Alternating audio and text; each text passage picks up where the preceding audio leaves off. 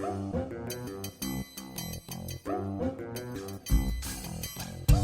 to a special APDT edition of the Canine Campus podcast. I'm Stace Carter, and in a moment we'll be talking with Deven Gaston from the Annual Association of Professional Dog Trainers 2006 Educational Conference and Trade Show in Kansas City, Missouri. In this episode, we'll be covering the day's seminars on acupressure for canines, new products from our friends at Kong, and what's happening on the trade show floor. If you'd like to participate in the podcast or just leave us your feedback, visit our website at caninecampus.com and feel free to leave us a voicemail or an email linked from our homepage. First, here's some quick news before we check in with Deven. This week, the military robotics and floor-sweeping tech company iRobot released the iRobot Roomba Discovery for Pets.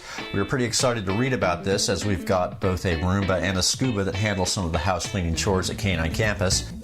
Details on iRobot's website were minimal in regard to the redesign, but do specify an upgrade to the original model of sorts, an easy clean brush, specifically designed to pick up pet hair, fur, litter, and dirt. We had very few complaints on the original model, and none of them addressed this great little unit's ability to pick up fur. So we'll be interested to learn more about the new Roomba and hope to have more information for you in an upcoming show. We've had a few listeners ask where they can purchase the Sensation Harness and the Gentle Leader. Good news, you can now order these products as well as the Premier Pet Products food toys mentioned in our previous shows directly from the Canine Campus website. Just go to caninecampus.com and click on Store just above the dog wearing the iPod. You'll find a great assortment of products that'll make you and your hound happy, and you'll be supporting our podcast. As we mentioned yesterday, we have a quick correction from an earlier show. We had directed our listeners to the Association of Professional Dog Trainers website via the web address at apdt.org. One of our listeners writes that they believe it might have been a website on Portuguese telecommuting. Our apologies for the misdirect. You can get to the APDT website that deals with dog training at apdt.com. Hey, Deven, how's it going out there on the second day of the conference? Well, it's actually the third day of the conference. I did not come for the first day, for the opening day. Right. It is hopping. The exhibit hall opened last night. So that always creates a lot of excitement, and right. There's some new products out there, and I hit the exhibit hall tonight, and I'll fill everyone in on that.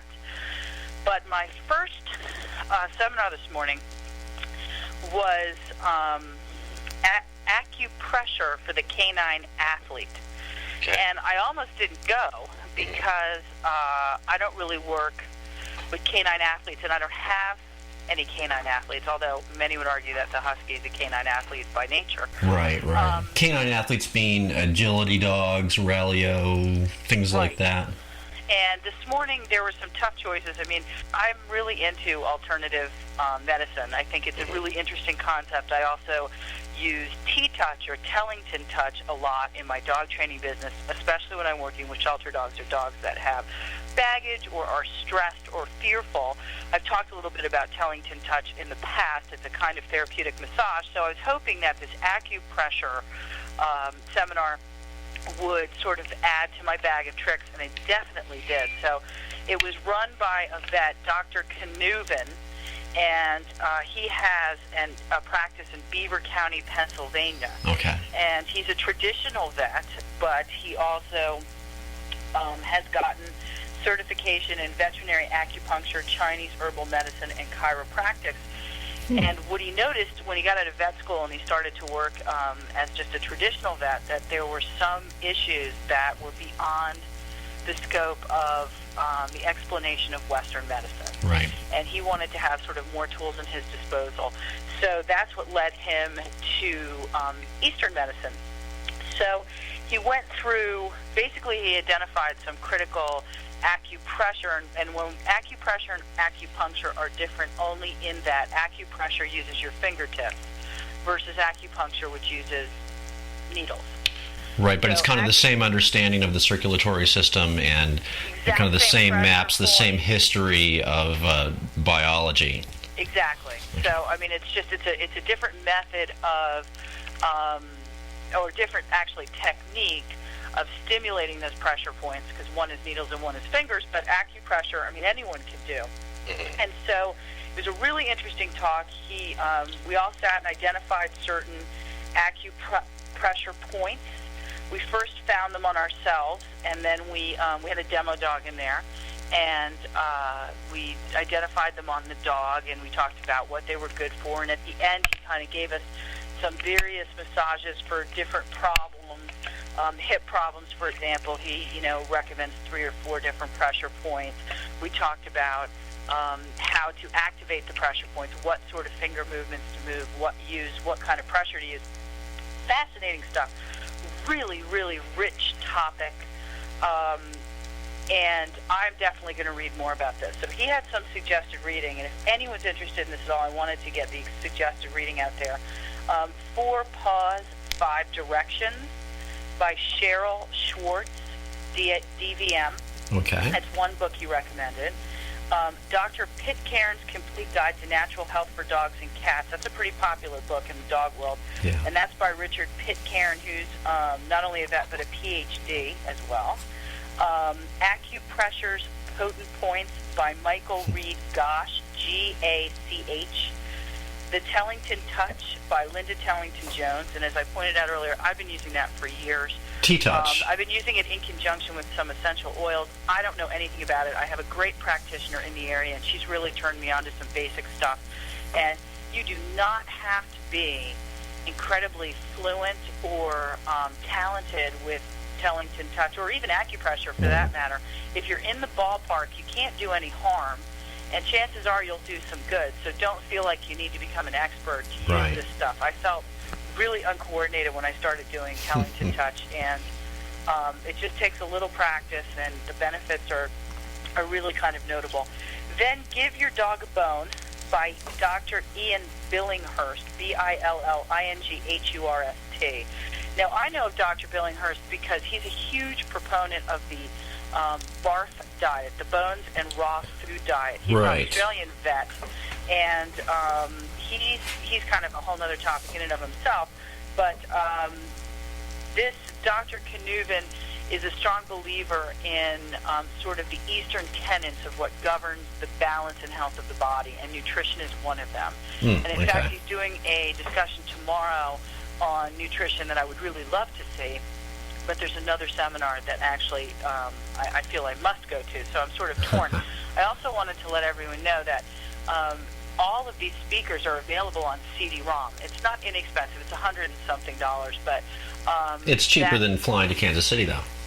Towser Videos produces the CDs and the videos of all of these lectures. So if anyone's interested in any of this stuff, you go to the APDT website. You can order conference videos.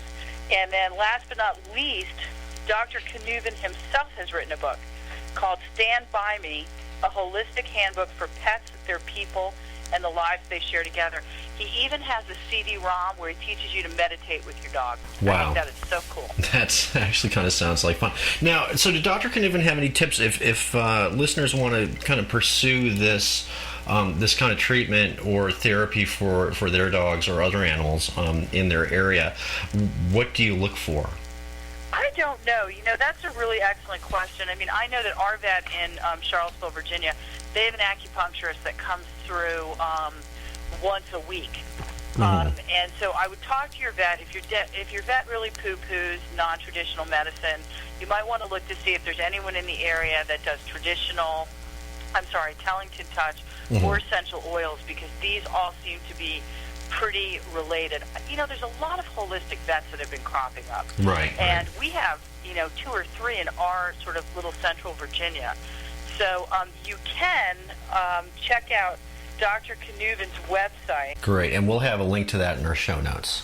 So that's Dr. Knuven's seminar on acupressure for the Canine Athlete, which actually seemed to apply to really just about any dog that might need some kind of additional therapy. You should say that. I actually went up to Dr. Knuven because there wasn't a huge turnout for it compared, and like I said, there were some big hitters in the dog training world here today.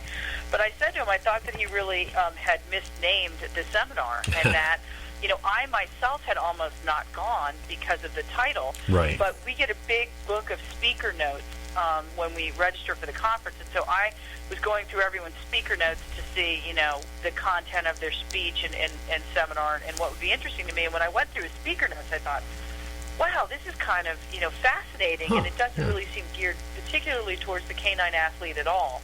And I think that, many of us are dealing with age issues. I mean, now our pets live longer.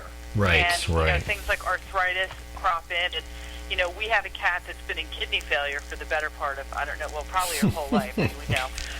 And I have, there's actually a really neat kind of massage route for that, I'm going to start using when I come home. And so I think that if people are open to this kind of thing, his parting words were, remember that acupuncture has a long and rich history. Its value is documented by modern research. And he spent a good portion of the seminar, probably a full half hour of the 4 hours, highlighting all of the recent scientific studies, and these are studies done in this country, that detail the benefits of acupressure. What's interesting is that acupuncture had been sort of ancient medicine in China and then apparently fell out of favor because before the Communist Revolution, there was kind of a push to modernize, and it was considered kind of old-fashioned. And, I see, and then when the communists came into power, because they were kind of like, hey, power to the people, acupuncture came back with a really big bang. And the West discovered it apparently when Nixon did his trip in '72 to China. One of the reporters that was with him on the trip had an appendicitis, and acupuncture was used instead of anesthesia. Wow. Which is really, and that sort of opened the West's eyes to it. Now, acupuncture and anesthesia are not the same thing. Anesthesia knocks you out. It's unconsciousness. What acupuncture does is make you unaware of the pain. It blocks the pain. It isolates an area. To use that with dogs and cats because they squirm when they feel things like pressure. Right, but also like if you were doing surgery and you were using acupuncture to block the pain and not anesthesia, when you started tugging on organs and stuff, they would squiggle. Human beings don't. Huh, interesting. So anyway. That's interesting, as similar as the nervous systems are between canines and humans. Yeah, it's very similar, and I think what's interesting, too, is now there's been sort of a backlash against it, again in China.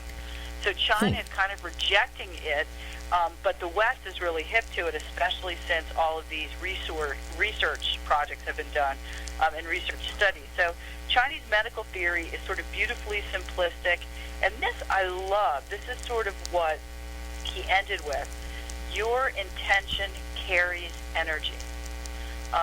And that is huge for us in dog training. Which sounds very similar to the aspect of Tellington Touch, where you're supposed to visualize the outcome or the kind of the result of the therapy. Your mind and you're kind of, what you want to send is good energy. Right. And I think that, I know there's a lot of people out there that are rolling their eyes and are like, oh, this is hokey. But when you work with dogs, they are body language readers. Right. They're not verbal communicators. And they are much more acutely aware of every move, breath you take. And, of course, given their incredibly sensitive noses, the chemicals that we give off when we're stressed, when we're frightened, when we're happy, we're unaware of them. Dogs are brutally aware of them. Right. So even if you don't really want to go down the Eastern medicine path where it's not something that makes you comfortable, I mean, there's nothing Eastern about the concept of dogs being able to pick up more than we can sense. I mean, right.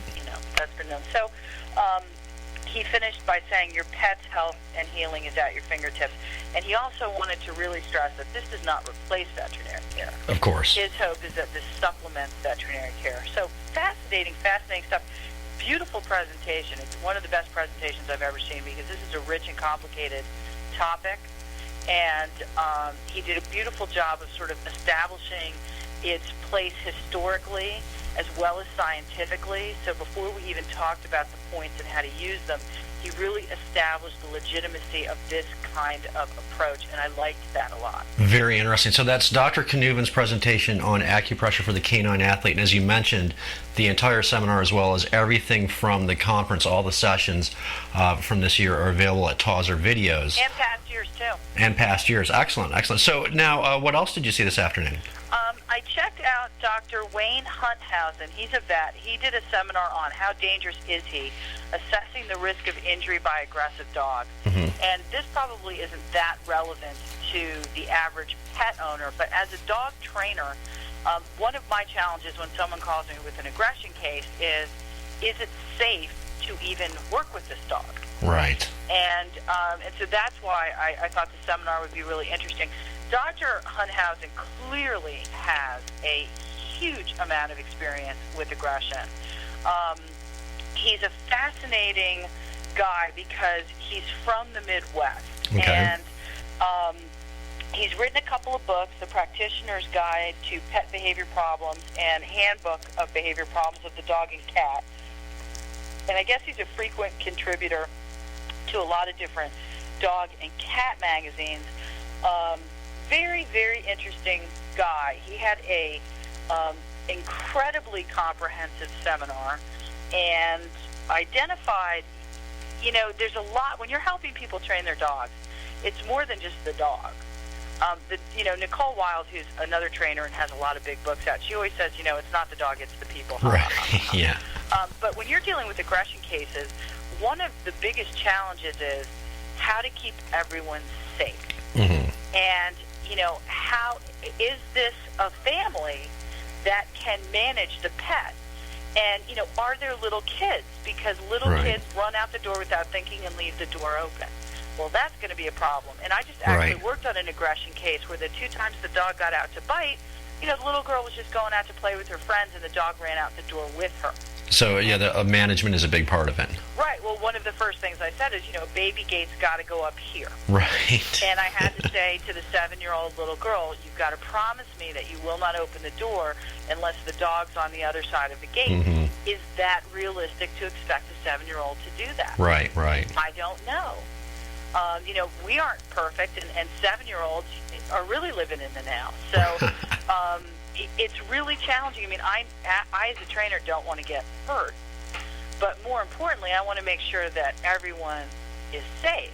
And once again, it's interesting. We saw some case studies, and there was this little terrier that probably weighed, 8-10 pounds, and it had bitten 12 times, and these were puncture wound bites. These were not bruising. This was through the skin, ripped clothing, shredded clothing. The level, level 5 bite, or is that? I don't know how deep the canine was going in, but at the bare minimum, it was a level 3, possibly a level 4 bite. Right.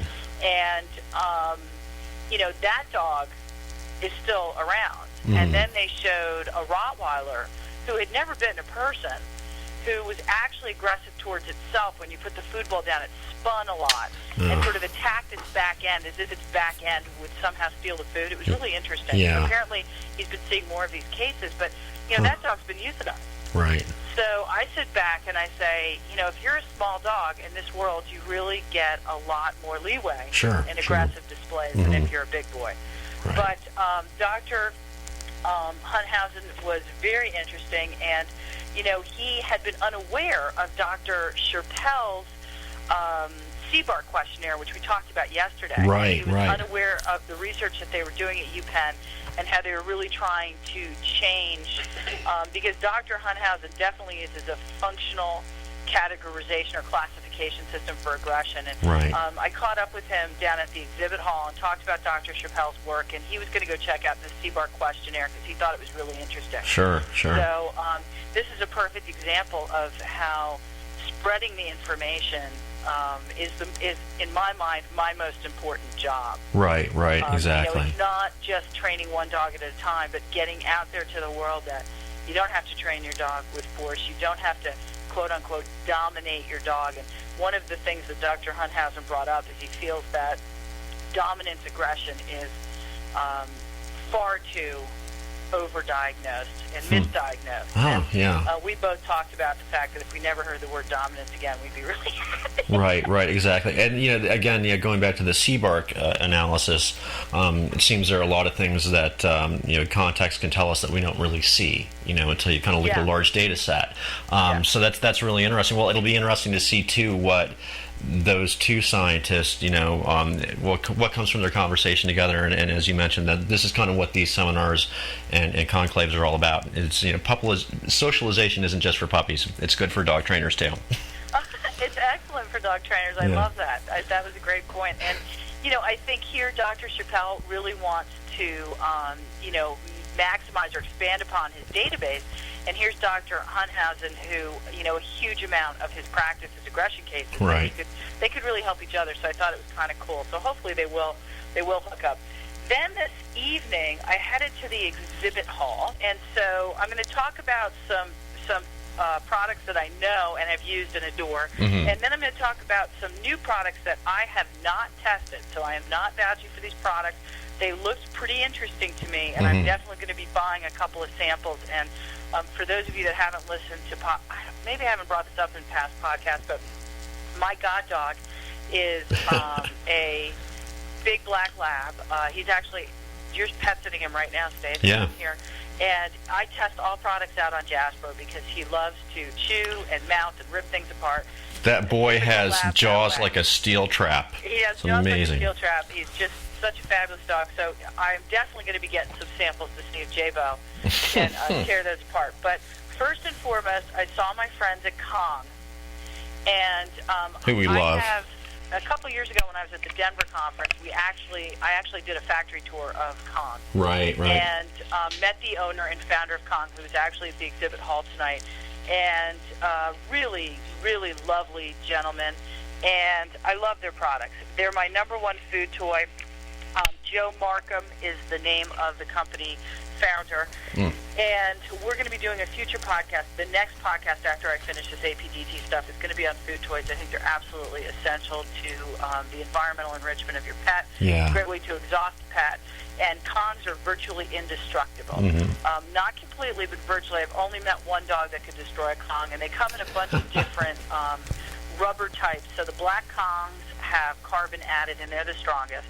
And the red Kongs are not quite as strong, but they're pretty indestructible, too. They go in the dishwasher. They're just fabulous. So it's great to see them. They've got some new products out. They're actually trying plush toys for the first time ever. The Kong company is trying plush toys. Kong company is trying plush toys. Okay. So that was kind of interesting because, of course, plush toys, by their very nature, are not indestructible. Right.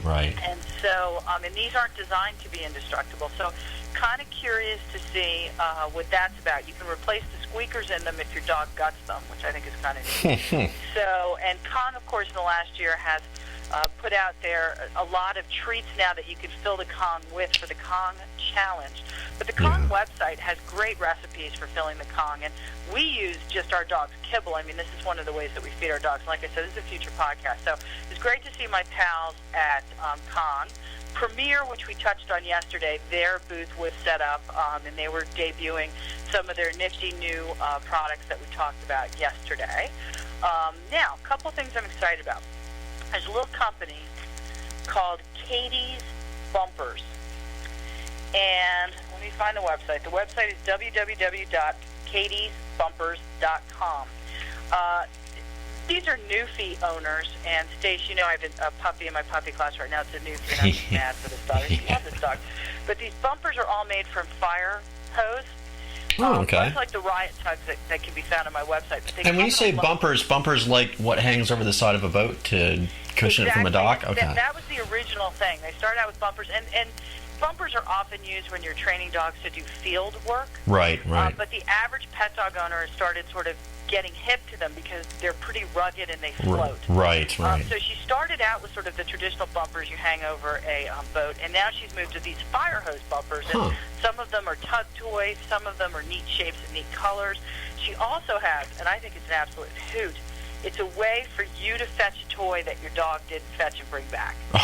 And it's this long nylon rope with a carabiner and a soft handle on the end, and you basically attach the carabiner to the toy, and all of her bumper toys have a way to do that. Oh, gotcha. And then you whip Okay. it, and if the dog doesn't get it, you can quickly bring it back. And I was actually thinking of getting one for us because our husky has a really big prey drive, and I think she'd have a lot of fun chasing it as I retrieve it. Absolutely.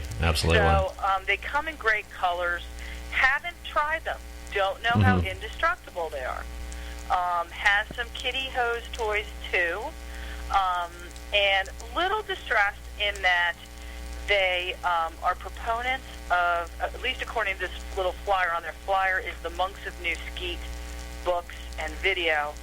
And for those of you that listen, you already know that I'm a passionate positive reinforcement trainer. The Monks of New Skeet are not. They are actually the people that brought the alpha wolf rollover into the world.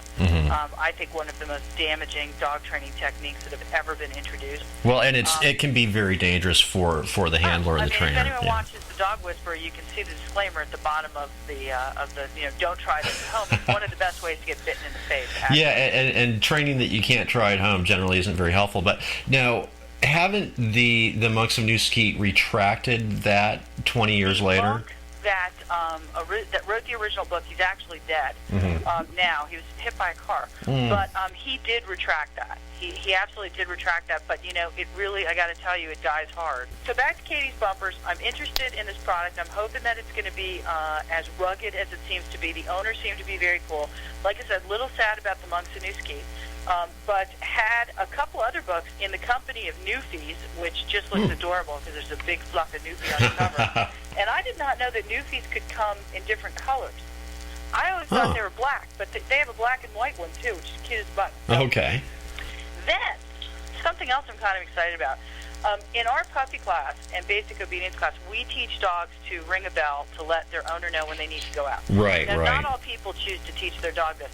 If you travel a lot with your dog, it's great because you can just hang a bell wherever you travel, and when they need to go out, they let you know. Right. And my big challenge has been finding the bells. So for a long time, I've scoured. I've gone to craft stores, but they're kind of dinky bells. And you have to string them yourself. You and I finally broke down and bought sleigh bells. Relatively expensive sleigh bells. Oh, yeah. Low on leather. I mean, these were not inexpensive. No. So yeah. But they've lasted a long time, which is great. No, I mean those will last for the rest of our lives. But there's a company, I love it. Their name is Poochie Bells. Poochie Bells. Poochie, Poochie Bells. They have bells. They're on fabulous. They've got so many different colors of ribbons that they hang on. Oh, wow. Okay. Fabulous. Yeah. And what's great is there's two sets of bells on each Poochie bell.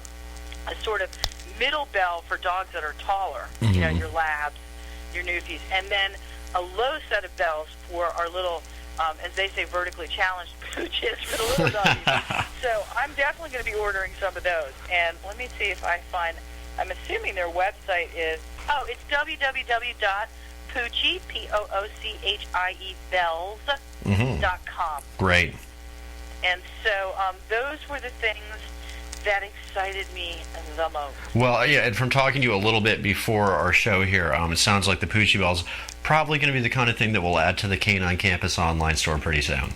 Oh, yeah. If I get some and I like them, I will add them. I always like to test some stuff out before I encourage clients and other people to buy them. And that's why, I'm excited to tell people that I saw some things today that could be cool. But, with Katie's bumpers and Poochie Bells, I've not had the opportunity to test those out personally. Right. But, they look like they could be promising. It sounds great. Well, we will give them a try, and I'm sure we'll be talking about those in an upcoming podcast. Now, what's on deck for tomorrow's sessions? Let's see. On tomorrow, sometimes I don't make a decision until the day arrives. I believe tomorrow morning I'm going to be checking out Sue Sternberg. She's doing a seminar on arousal and aggression in the sport of agility. Oh, interesting. Okay. And once again, I'm not into agility. I like Rally-O. I do Rally-O with our dogs. But right. I'm not a competition person. But I thought that might be interesting. Well, and Sue Sternberg, kind of a legend in the world of behavioral assessment, especially when it comes to shelter dogs. They changed the word. When she developed it, it was called the temperament test. Now they call it behavioral assessment. She's a very controversial figure. She is opposed to no-kill shelters because she feels that the quality of life for a dog in a no-kill shelter is actually worse than death. Right, and she works in New York, correct? She works in New York. She actually has her own shelter. Mm-hmm. And HBO did a special on her last year. Shelter dogs. It was really lovely. I thought Right. it was really, really lovely. And, having been in the shelter system a lot in the last 3 years, Right. finding dogs for the prison program, when I first got into dog training, I was very idealistic. And I thought, no-kill shelters were absolutely the way to go. Right. And in the last 5 years, being in and out of low-kill, no-kill, and traditional shelters, it's really hard to run a no-kill shelter in a fashion where dogs' lives are enriched and their quality of life is really good. It's not to say that it's not being done by some people. And I will say this, every single person that I know that runs a no-kill shelter, has the kindest heart imaginable and doing everything they can. But the numbers are overwhelming. There's some 10 million dogs that go into shelters each year. Wow. And, roughly 1 million of them will be adopted. Well, what are we going to do with the other 9 million? Right, exactly. So, it's a tough topic. It really is. It's a tough and heartbreaking topic. But Sue Sternberg, she put a lot of things on the table that people didn't want to talk about. And Right. it did not make her... people either love her or hate her. She's really a polarizing force in dog training, but I think she talks a lot of sense, and she has some great books out, and she has some great videos out. So anyone out there that's interested in dog training, if you're not sure what aggression looks like or what body postures to be worried about, she's got some great videos to help you with that. She also developed something called the Assess-A-Hand, which we use in behavioral assessments to test a dog's resource guarding characteristics. Right, without putting the assessor in peril. Right, so you don't get bitten, but the Assess-A-Hand does. I actually made one out of a long wooden stick and a leather glove. And that's proved like a really handy tool for you in your assessments, hasn't it? Yeah, it absolutely did. It's proved to be a really, really... and, it's not like Sue thinks that a dog... thinks it's a human hand. Right, but if a dog's going to hit that, a dog's definitely hit a human hand. Exactly. I think that's kind of interesting. And then in the afternoon, very excited, there's research study done on stress symptoms caused by the use of electric training collars on dogs in everyday life. So wow. I'm very curious to see what the research says there, and looking forward to that. And then tomorrow afternoon, I'm so excited. The Biology of Emotion in People and Dogs. Patricia McConnell, she's come out with a new book on human emotions and how they affect our ability to train. And I shouldn't say that much about the book because I don't really know what it's about. I know it's about human emotions and dog training. So I'm very excited to see her and see what's going on with her. That's right. Well, she's a great writer and a great speaker. She's a phenomenal writer. The Other End of the Leash is one of my favorite dog books ever. It's a joy to read. It's got amazing dog training advice. That's where I learned about body blocking. She's a tenured professor at the University of Wisconsin. She really knows her stuff, but she's a dynamic speaker. She's got a radio show. For a while, she had a show on PBS, too. She also has single-subject pamphlets. They're about 30 pages long. And one is called Feisty Fido, dealing with leash aggression, Cautious Canine, dealing with shy and fearful dogs, Way to Go, dealing with house training. She's got like 5, 6, or 7 of them, and I love them. In fact, when I go on privates, I almost always have a Patricia McConnell pamphlet with me because everything you need to know is in there. Okay, well, great. Well, hey, thanks a lot, Deven. So you'll be checking in with us tomorrow. I'll be checking in with you tomorrow. I have a bit of a head cold, so I'm not at peak performance here. But I've been working my acupuncture pressure point actually all day for head, nose, and throat issues. So I'm hoping to have some. Oh, that's fantastic. Well, yeah, and you can toss a little extra hot sauce on your barbecue. Maybe that will help. I'd like to finish up with some more barbecue. I've taken a barbecue break for a day or two, but I'm hoping to get back to it. Okay, well, great. Well, we'll have links to all of the products and speakers and literature that we discussed in this episode in our show notes. Just go to caninecampus.com and click on the dog with the iPod. We've got a little music to take us out. This is some blues to go with the Kansas City barbecue, courtesy of our friends at the PodShow, PodSafe Music Network. Here's Boo Boo Davis with Talking About My Dog. We'll see you in our next show live from the 2006 APDT Annual Conference on the Canine Campus Podcast. Thanks a lot, Deven. We'll talk to you tomorrow. Thank you. Bye. I want to talk about my dog, fucking Bell. I want to talk about my dog, fucking Bell. When Bell